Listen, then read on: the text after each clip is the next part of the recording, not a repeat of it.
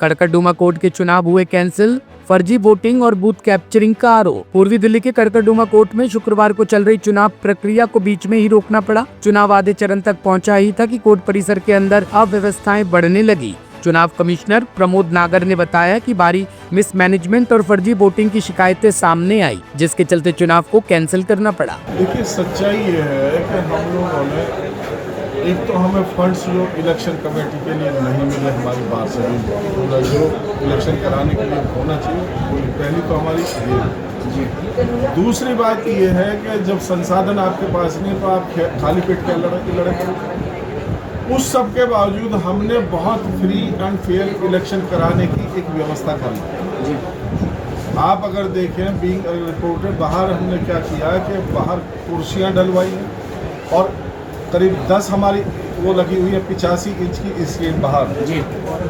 तो अंदर जो है जब आप कैबिन में से होकर के आओगे तो ये था कि जो प्रॉक्सिमिटी कार्ड लेके आएगा वो कैबिन के अंदर से जो इनका ऑलरेडी सिस्टम लगा हुआ सिक्योरिटी का वहाँ से होकर आएगा। और फिर उसके बाद में जो स्कैनर लगे हुए हैं वहाँ बूथ लगा हुआ है, तो स्कैनर पे जो अपना कार्ड करेगा तो हमने वहाँ भी प्रोविजन रखा था कि एक यहाँ पर CCTV वो LED देंगे और साथ में हम वहाँ जो है उनका जो है जिनका कार्ड वैलिड है उसे उसमें अंदर अलाउ करेंगे और बाकी को अलाउ नहीं करेंगे। फिर हमारा अंदर था कि किसी को हमें पर्ची नहीं देनी जी, क्योंकि पर्ची के मामले में बड़ी बेईमानी होती है। तो हमारा ये था कि यहाँ से हम जो उसका एक बूथ नंबर आप उसके अकॉर्डिंग जो हमें ही पता है कि इसका बूथ नंबर क्या है, तो हम यहाँ से उसको बूथ नंबर अलॉट कर देंगे ताकि कोई सोच के ना आए कि उसका आदमी कहाँ सेट है, वरना उसी पे जाएगा। तो वो था कि हम जिस आदमी को जिस बूथ को भेजेंगे वो वही जाएगा जी।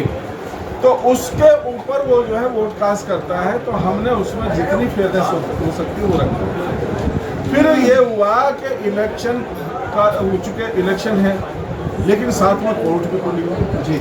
अब कोर्ट खुली हुई है तो लिटिगेंट्स के लिए आप बंद नहीं कर सकते जी।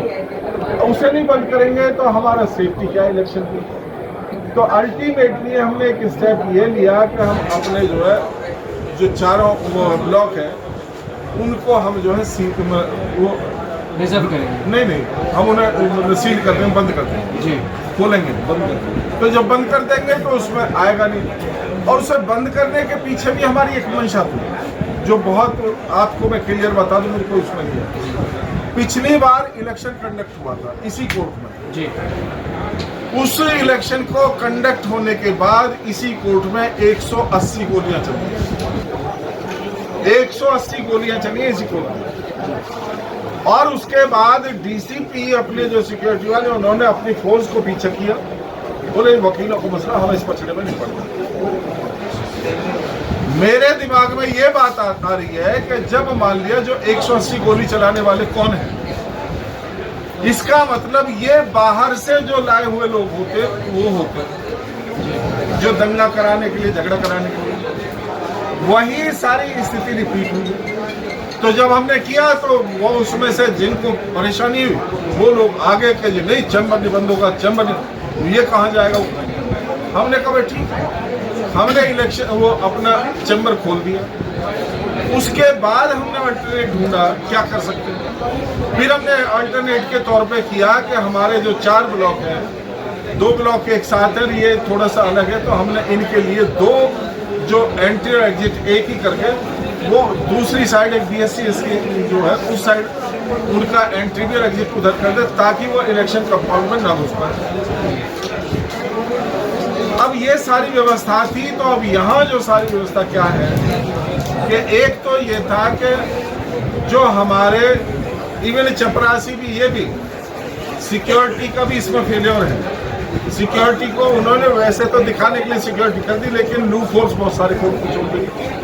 अब हम कहीं बंद भी करना चाहें तो वो बैरिकेड दिखाने के लिए बहुत लगे, लेकिन जहां हमें एंट्री उसकी बैन करनी है वो कहीं भी नहीं, एक बैरिकेड भी हम ढूंढते फिर काम कैसे भीड़ को कंट्रोल सिर्फ 2 जगह से एंट्री। अब इसका एक हश्र हुआ कि यहाँ जहाँ प्रॉक्सिमिटी कार्ड के लिए अंदर आ रहे हैं 2 लोग उसमें एंटर कर सकते हैं। यहाँ से पब्लिक की एंट्री और एग्जिट के चक्कर में वो बड़ा गेट जो है वो खोल दिया और उसके बाद 10,000 की जो गैदरिंग है वो उस पर आ गई। और हमारा जो स्कैनर वो सब सिस्टम सब कोलैप्स हो गया, सारा एलईडी फैलईडी सब सिस्टम कोलैप्स हो गया। और यहाँ आए तो यहाँ पर कॉलेज के बच्चे, स्टूडेंट और जो भी अनवांटेड लोग हैं, मुझे कहने में कोई विरोध नहीं है, उसकी आड़ में क्रिमिनल्स भी थे।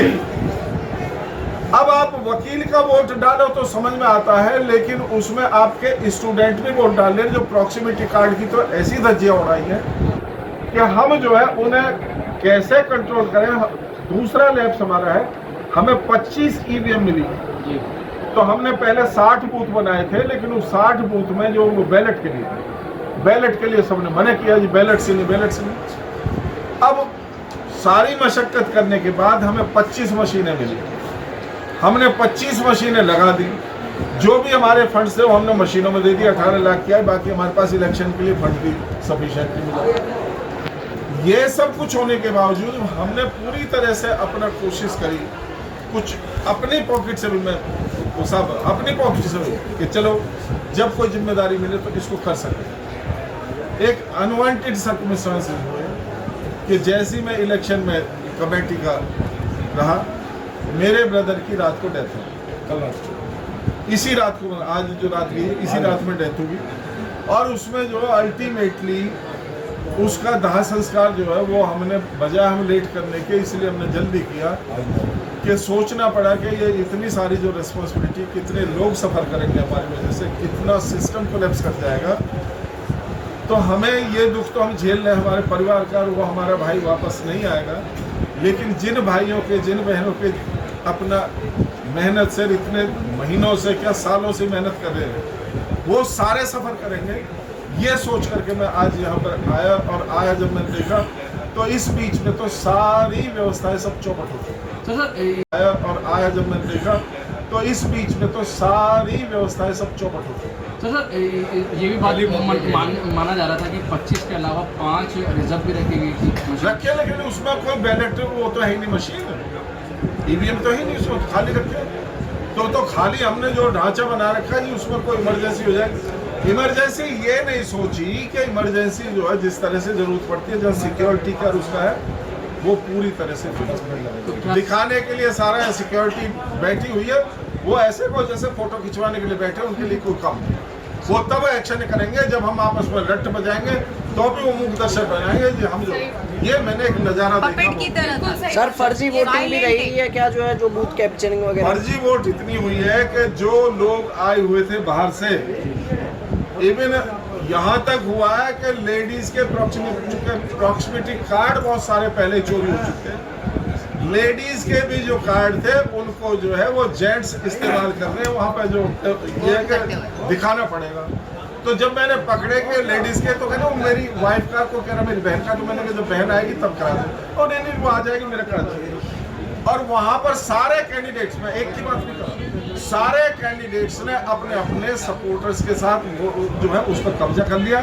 और मुझे ये कहने में बिल्कुल तकलीफ नहीं है कि सारा का सारा एंटी सोशल एलिमेंट भी जो उसमें, सारे की नहीं कह सकता, लेकिन उसमें थे और स्टूडेंट भी थे। तो ऐसा मंजर देख करके उसमें अपने आप ही बूथ में घुस करके और बैठे हैं, सब कब्जा हो रहा था, सारी मशीनें फशीनें सब है। तो वो जो था इस तरह की भीड़ बाहर जो औरतों सबके साथ में बदसलूकी थी, तो ये चीज थी, ये पूरी की पूरी तरह से इलेक्शन व्यवस्था चल रहा है। अब आगे क्या रहेगी सर, जो है क्या जो है दिल्ली हाई कोर्ट को आप यहाँ की रिपोर्ट वगैरह बिल्कुल है, उसकी हम रिपोर्ट जो पूरी तरह से दिल्ली हाई कोर्ट को बना के देंगे। और उसमें जो भी, चूंकि ये ऑनरेबल हाई कोर्ट का जो था वो था डिसीजन, जो प्रॉक्सिमिटी कार्ड की व्यवस्था पहली बार की गई।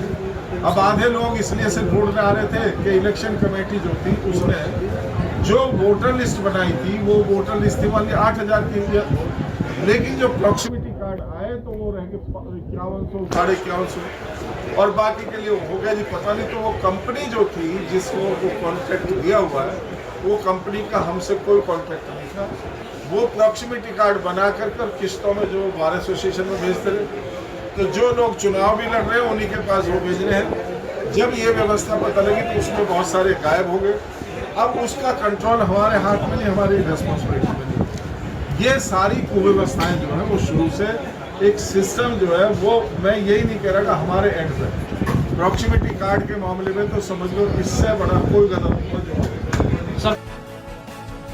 तब स्टोरी ब्यूरो के लिए दिल्ली से रवि डालमिया की रिपोर्ट।